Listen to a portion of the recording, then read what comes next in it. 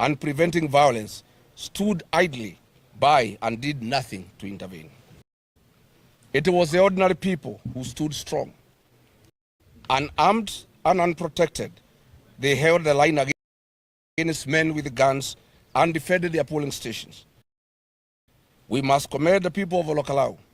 They refused to back down in the face of terrible and extreme violence. History will remember their courage. However, this courage came at a devastating cost. It is with profound sorrow that I must inform the people of Kenya that this violence claimed a life. James Muigai of Vehote Village, Kiabaga Ward, was shot and killed by the policemen sent by William Ruto. William Ruto managed to kill 20 people are in hospital with gunshot wounds and head injuries after being attacked with truncheons by the killer police squad sent by William Ruto. I must say that we are shocked that William Ruto sent policemen to kill people, to maim them.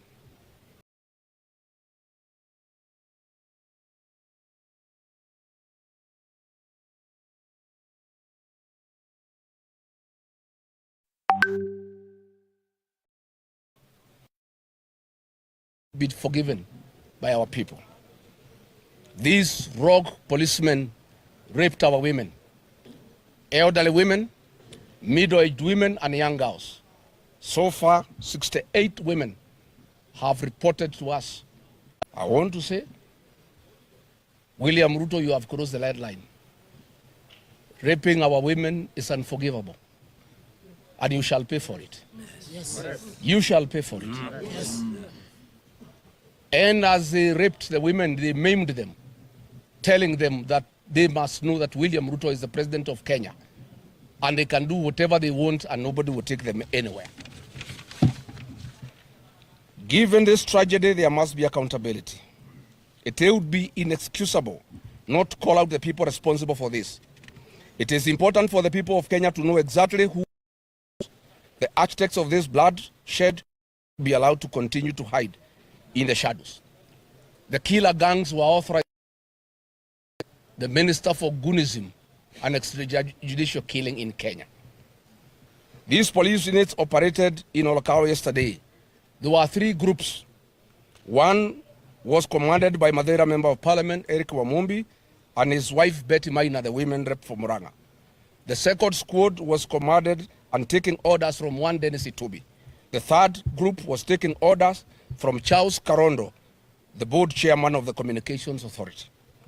The goons terrorizing the constituencies were coordinated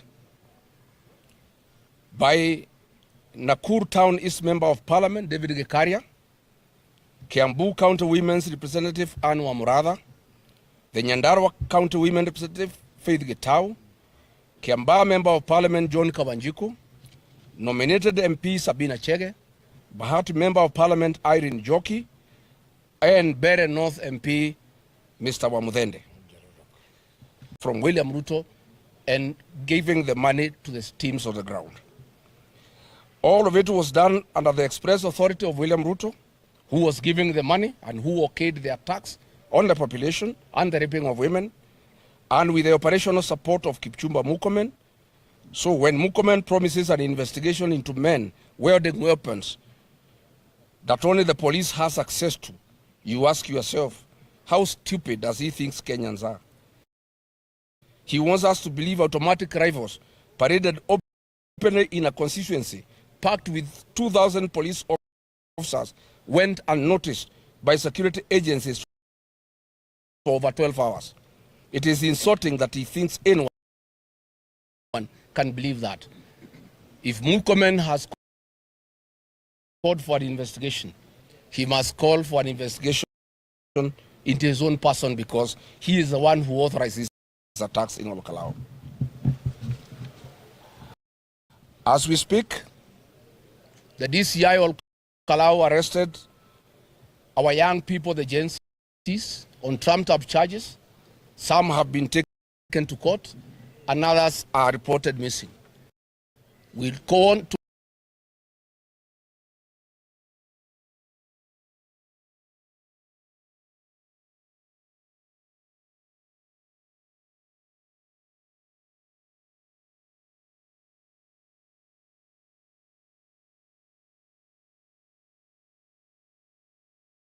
state throughout the electoral period. They have said nothing. The returning officers, the presiding officers, and the clerks did a commendable professional job. The commissioners have proven they cannot be trusted.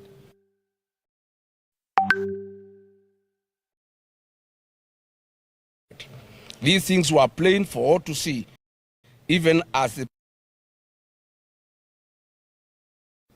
in light of the open brutality witnessed yesterday and the complicity of IBC commissioners, we must confront be a violent election and could room to anarchy and civil unrest. Thankfully, the people of Olkalou have given the template for what must be done. When the people stand resolute, the state cannot change the result. Violence from police and goons cannot change the result. A compromise IBC cannot change the result. However, far this administration is willing to go, however, to overpower people. Now, we must now chart the way forward to the next election. I want to admit and acknowledge that I, Rigathi Gachagua, and the people of Mount Kenya are to a huge extent responsible for the mess we are in as a country. We have, under this administration, nearly half the votes that brought it into power. Our fellow Kenyans, we are sorry. We are keenly aware that we made a fatal mistake. Being said, we are committed and working hard to correct that situation. William Ruto came to power with 7.1 million votes across the country. Mount Kenya is working hard to mobilize and deliver at least 7.1 million votes in 2027 on our own, so that we can wash away the sin we imposed on the Republic of the country to join it, that it will serve as a message to every future administration. A reminder that ultimately leaders serve at the will of the people of Kenya. As a party, DCP is gearing up for the days to come. History has shown us that Mount Kenya's political direction is determined in a by-election preceding the general election. TNA came into power in 2012 in the Kagema by-election. UDA became the party of choice in 2021 after by-elections in Rodi and Kiambaa by-election. DCP has now delivered its firstborn member of parliament. Today is a party of choice in the mountain. Yes. DCP is 1 year old with one member of parliament of Olkalou, one MCA in Narok Town Ward, Narok County, one MCA in Kisa East, Kakamega County, and Kariobangi Ward in Nairobi County. We are a national party and it is our intention to field candidates in all 47 county, National Assembly and County Assembly seats. In accordance with our strategic plan, we have set up a necessary machinery and blueprints to secure a minimum of 20 governors, a minimum of 20 senators, a minimum of 145 members of the National Assembly, and a minimum of 720. To any aspirant considering DCP, come forward today. We give you our word that our nominations will be free, fair, and credible. Part of the popularity of Sammy Douglas Waweru Kamau as the DCP candidate was the credibility of the nominations DCP ran for the Olkalou by-election. That standard and will not lower it. Region. William Ruto knows it, and we are aware he is already scheming. He intends to introduce different colored wheelbarrows to accommodate his allies, who now know they cannot survive with the UDA in the upcoming by-election. But we are watching him. We are aware of a small wheelbarrow coming up in Muranga. We'll announce it and shout about it when it is done. We also know that he intends to introduce small presidential candidates in the mountain to divide the mountain vote. We shall call them out when he unleashes them. These are people who work with him at night and pretend to be against him during the day. As you have seen in Olkalou, the people are nobody's fool.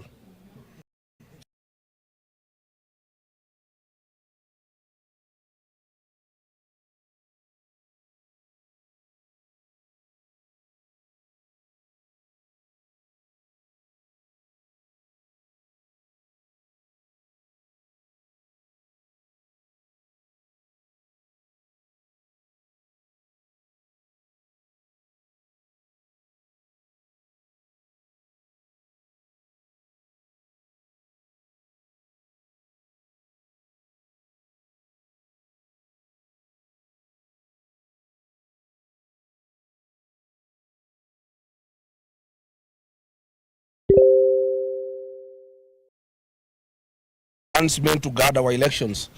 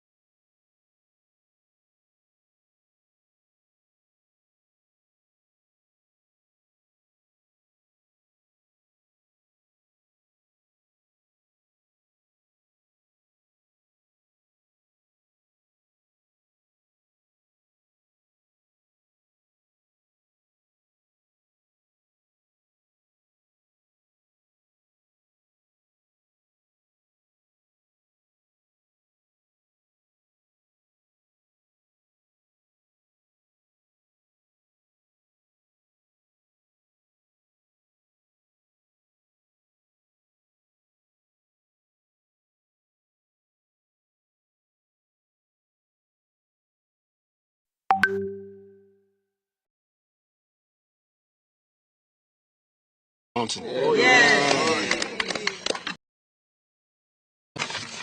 want to say, finally,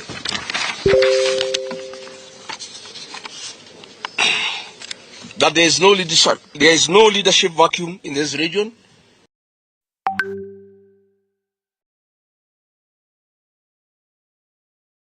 And there will never be. I am very deliberate. I have a team of young leaders in every county, our 11 counties, that are mentoring. The 2 in this county have delivered. The others will deliver. Yes. I want our people to know that I'm one leader who must mentor young leaders and have a succession plan for our community. Never again shall this community find itself in the awkward position we found ourselves in 2022 with no leader who has been mentored. I'm going to mentor many great leaders, prepare them for leadership, so that at any one time, the community is aware on the succession matrix in our leadership structure. To every leader, our senators, our members of parliament, I have no words to say thank you. You took your time and your money to come here and campaign for our candidate. I want to say thank you. For the DCP aspirants who became adopters of our polling stations, yes. You camped here for 3 weeks. Yes. You withstood bullets and tear gas, and you stood with our party. Amen. I want to say thank you. I want to say thank you. To our chairperson of the eminent persons, the Honorable Minor Commander, thank you, Mzee, for your guidance. Very good. Many a time when these young leaders were developing cold feet, you encouraged them. Many times they were losing their temper, you calmed them. And you guided them that when you are winning, you don't respond to provocation. Yes. To our MCAs, yes. Thank you. You are a great team. Amen. To the people of Olkalou, you have made this country proud. You came out in overwhelming numbers despite the chaos. In fact, there was 57% voter turnout. Had William Ruto not brought violence, the voter turnout would have been 75%. The people of Olkalou wanted to come out and vote. I want to say thank you that despite the chaos, despite the bullets, despite men in masks trying to take your votes by force, our young men shielded polling stations at gunpoint. Women stood eye to eye with goons and police and did not blink. I want to commend our young people for the role you played yesterday to take care of your parents and the age mates of your parents, to protect your mothers, to protect the old. That is your role in our society. Amen. I am very proud of you. Your resolve was so absolute that armed police officers were made to submit to searches. They had no choice but to comply. You stopped police vehicles and searched them. At one police station, you disarmed a police officer and only gave back his gun after he identified himself. That is the spirit. The people of Olkalou, I must say, are the true remnants and the descendants of the Mau Mau. Yes. And I want to say, after what happened yesterday, Nyandarua County, the land of the late J.M. Kariuki. The county that hosts Aberdare Forest, where Field Marshal Dedan Kimathi led the freedom fighters to chase away the British. The true descendants are here. And I have discussed with the elders, and we have come to the conclusion that today, on behalf of the community, I declare Nyandarua County the headquarters of the Itugati movement. Well done, the people of Nyandarua. Well done.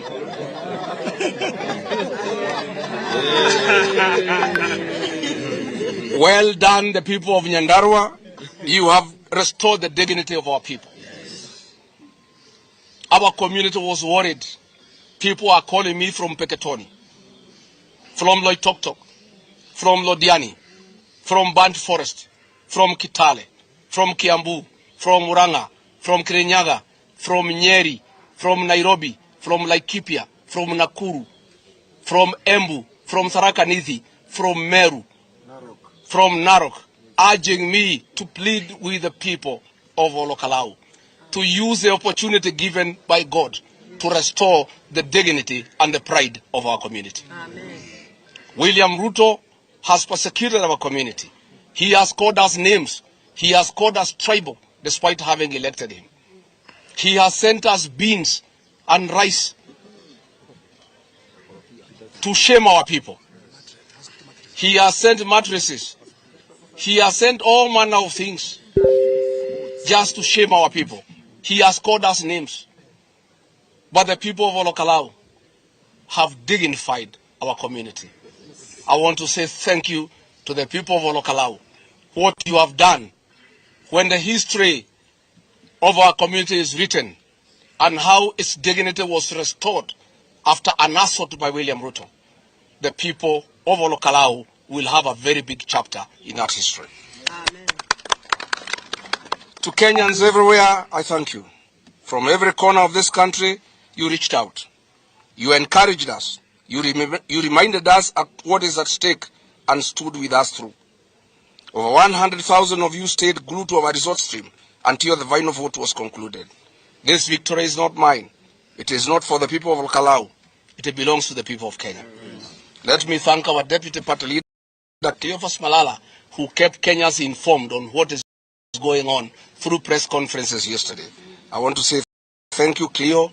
You are a wonderful deputy, and you stood in for me when I was monitoring what is happening in Wamunyoro. Let me finally say that, because it's important that I say, William Ruto has persecuted our community. He has abused us. He has sacked our sons in the police force and our daughters. He has sacked our sons and daughters in the armed forces. He has sacked our sons and daughters in KRA. He has sent KRA to impoverish our people. He has refused to pay our pending bills.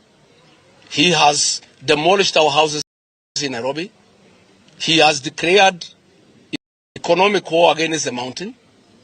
He has sent Moses Kuria to unleash goons on the people of the mountain. He has declared war on the community. But yesterday he crossed the red line. He crossed the red line. He sent armed policemen to kill our people.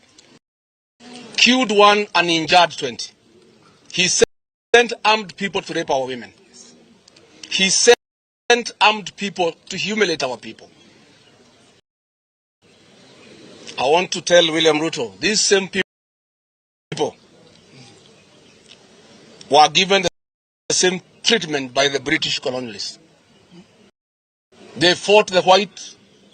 These same were harassed and persecuted by Daniel Arap Moi for 24 years. And they fought back. I want to promise you, after what you did yesterday, declaring total war on this community, using police and goons, this community will fight you back. And it's a war you cannot win. Nobody has ever won a war against this community. I dare you to try. Finally, I have consulted with elders last night and we have agreed that we have been very tolerant and submissive. Goons have been unleashed against us and we have kept quiet. That will not happen again. We are going to mobilize our young people to protect the community from goons and police. Yes. We mobilize our young people to protect our churches, to protect our leaders, to protect our businesses, to protect our meetings. Goonism will not be allowed again in the mountain. Amen. The right to self-defense is provided in our constitution. And since the state has decided to fight the community using goons, the community will avail its capacity to defend itself. And what happened yesterday is a template that nobody will intimidate this community again. Whether police are having guns, they will be resisted. Goons sent from outside this region will be dealt with. Goons from within will be dealt with. And that has been agreed on. As we deal with William Ruto, the fate of William Ruto is the same fate that will befall the traitors of the community. Today, I want to announce that all the people who are here to cause violence will be voted out in the next general election. Yes. I'm giving guidance to the people of Kikuyu constituency to wake up early next year to send Kimani Ichung'wa home. I'm giving guidance to the people of Kiambu to wake up early to send Anne Wamuratha home.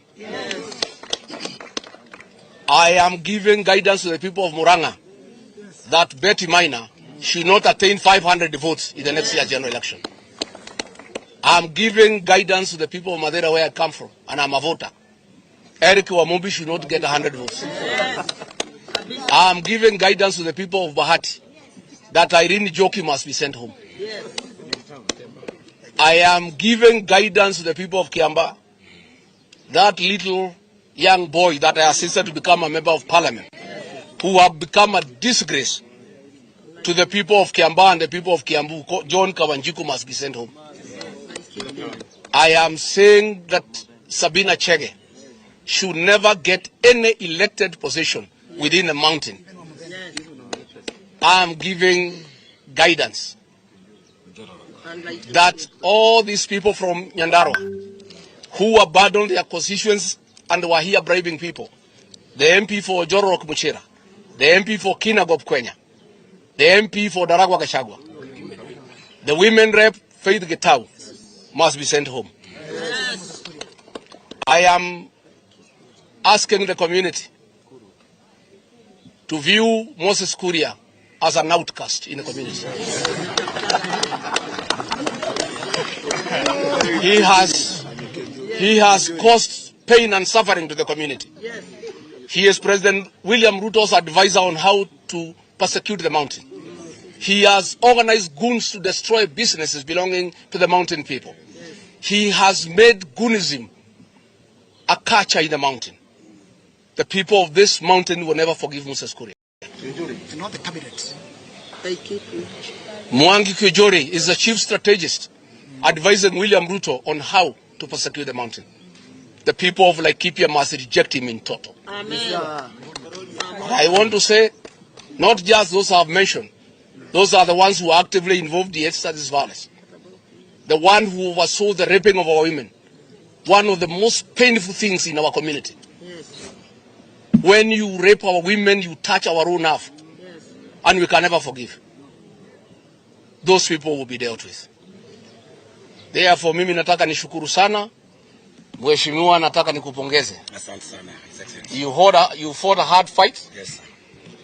Against a president, a deputy president, 7 cabinet ministers, 16 principal secretaries, 91 members of parliament, a train, 2 boats, 2,000 police officers, mattresses, shoes, goons, 14 billion worth of projects, 1.1 billion in cash, and you became victorious. Wewe ni mtoto wa Mungu. Wewe ni mtoto wa Mungu. And I want now to officially welcome you to the Itungati movement. Thank you. Before your election yesterday we were 18. Yes. Now we are 19. And we are very happy because our team is getting bigger. Please come and join our team. I have no doubt you will never betray our people. I am sure even if William Ruto offered you 100 million, you will not take. I am sure that they elected the best. Yes. And you can never betray the people of Olkalou. You can never betray our community, and you can never betray the people of Kenya. Nataka nikupongeze kwa ushindi.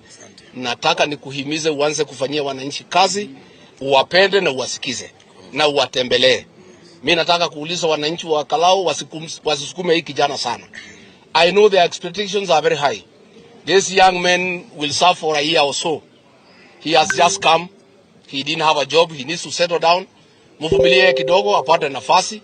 Hata kwanza anunue suit, aliitwa chokora. They abuse this young man. They called him chokora. The people of Olkalou wakasema tunapenda chokora wetu. Wampatie nafasi ya settle down ndio wafanyie kazi. Kwa hivyo nataka niulize kwa heshima, kuja useme jambo, useme shukrani kwa watu ya Olkalou na kwa Wakenya. And I want to thank all those people who gave their financial contributions. Kamau's campaign was funded by well-wishers. As we have no access to public funds, even if we had access to public funds, we are not thieves. We will never steal public funds to invest in an election. All those who contributed money and equipment and T-shirts and caps, those who contributed vehicles for the campaign ya Mheshimiwa Kamau, nataka niseme asante. Hata wale mlipeana pesa kwa hii campaign, mnajua kabisa hii pesa ilitumika vizuri. Not even a cent was diverted. Because fighting 1.1 billion is not a joke. Fighting 14 billion is not a joke. Fighting goons is not a joke. Na wale vijana wetu jana, vijana 10,000 ambayo walilida hii kura na polling station, hao vijana ninawapenda sana. Hata nitawalika wa Munyoro wakuje ni wachinjie. Hao vijana ni mashujaa wetu. Those are our heroes and we are very proud of them. Na tunashukuru sana. Wacha tumkaribishe mheshimiwa aseme kitu kidogo.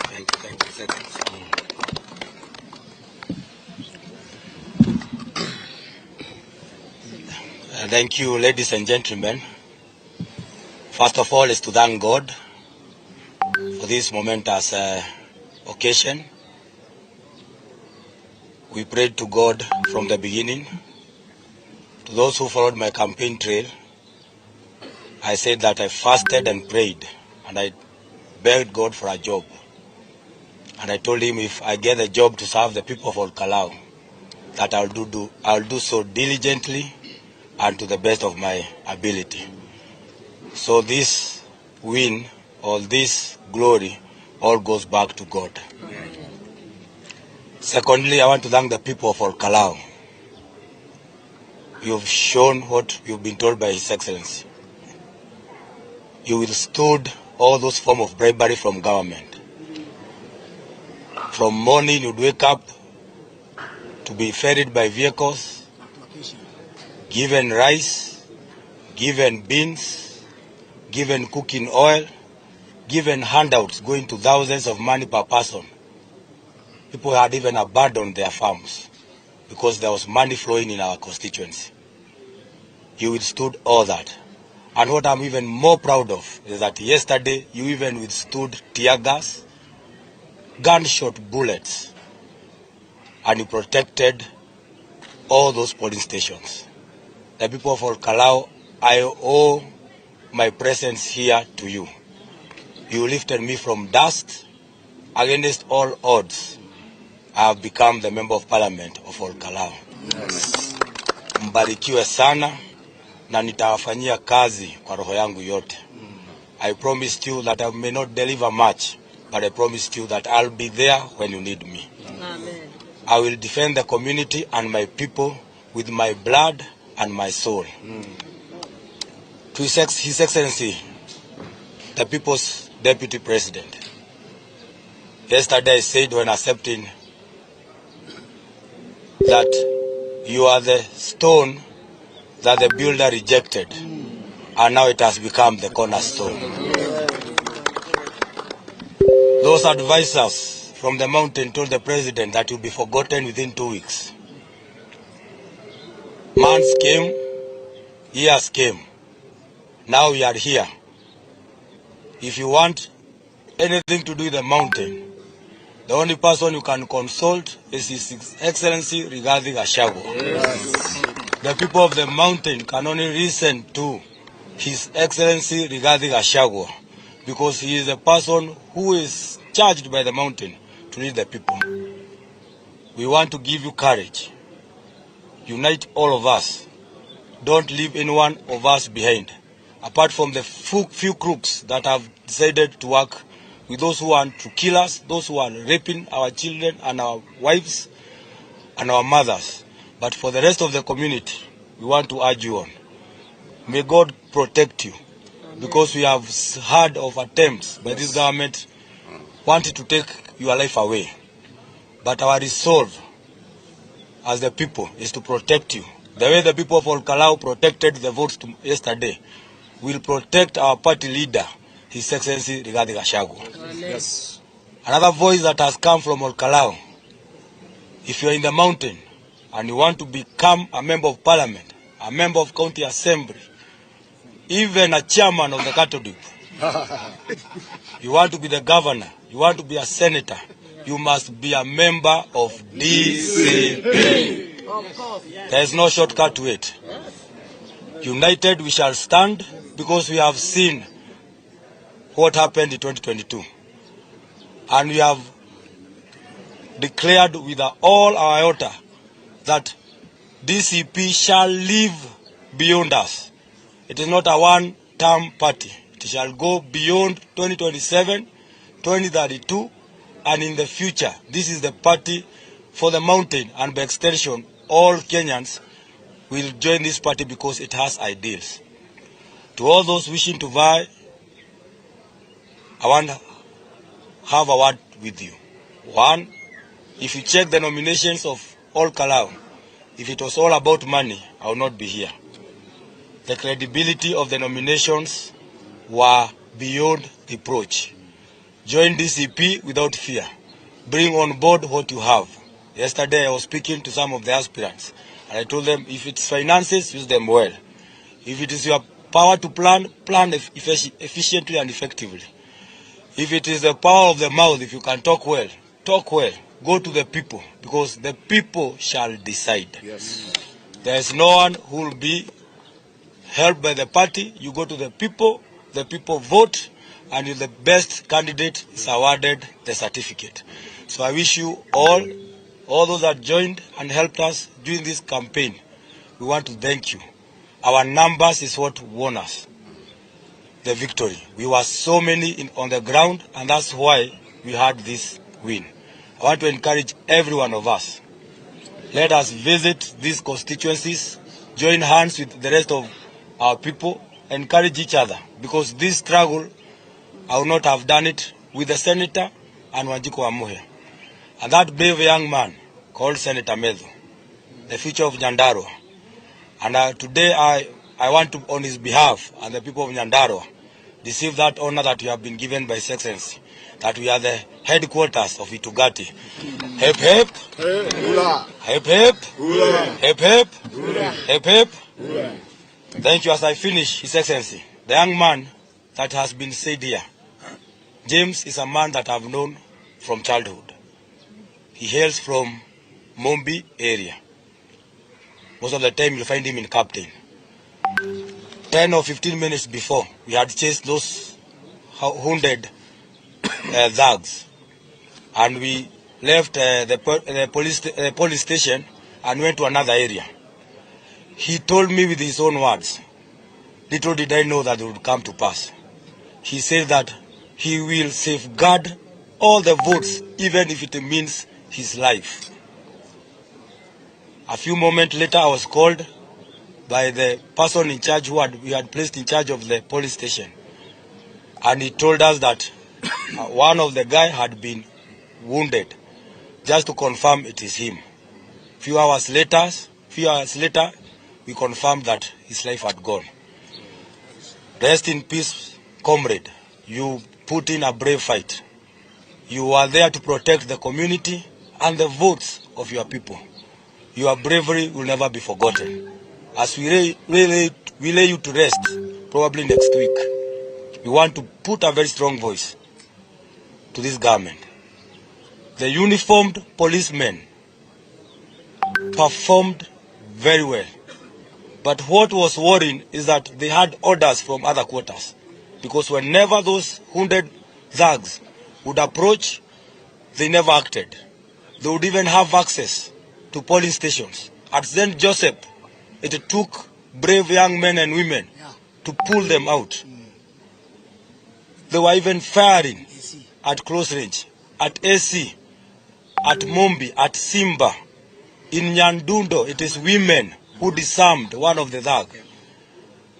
We want to tell this government, we are not going the Haiti way. We love this country very much. But if that's what you want, we will take you and deport you to Haiti and leave Kenya for us. Kenya is a peaceful nation. We want it to remain as such. So I want to kindly request, with the permission of His Excellency, we honor that young man that died by giving him a minute of silence.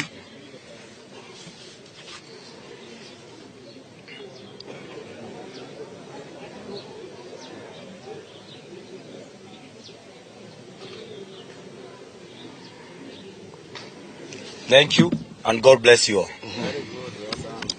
Hii kijana ameanza kazi. I am very encouraged. Anasema hii akina Kasongo akina Mungumen waende Haiti. Wawache sisi hapa. Let me also take this opportunity to thank the media for the great role you have played in highlighting the excesses in Olkalou, in matters bribery, in matters violence. I am sorry the Nation group was attacked yesterday in Olkalou. Journalists were beaten, their communication equipment was confiscated. We want to say, Pole, I have read the newspapers today. You have captured accurately what happened. But the IBC is saying the election was okay, there were no incidents. So please, the fourth state, this country depends on you. We are in difficult times as we prepare for 2027 with the president and CS for Gunism, who are intended to get back to power through violence. You have a duty to this country to keep on exposing and highlighting the excesses of this administration. Kwa niaba ya timu yetu yote, nataka niseme asante kwa wanahabari. And some of you were attacked, others were hurt with us. So continue doing the good job you are doing, continue calling out this administration, continue informing the people of Kenya what is going on. Hivyo tunaalika nyinyi, sisi naenda msafara kuambia wananchi asante, mkipata nafasi tukuje mtembee na sisi. Leo hakuna guns, wamerudi Nairobi.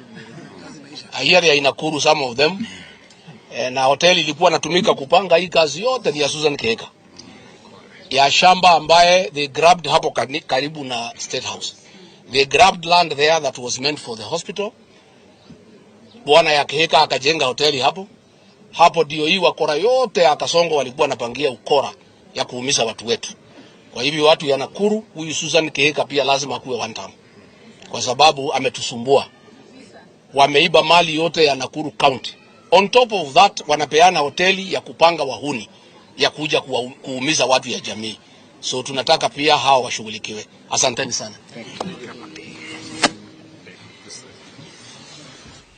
Na ucio ni mutongoria wa kiama kia DCP Rigathi wa Gachagua ari mwena wa Nyahururu akiarĩria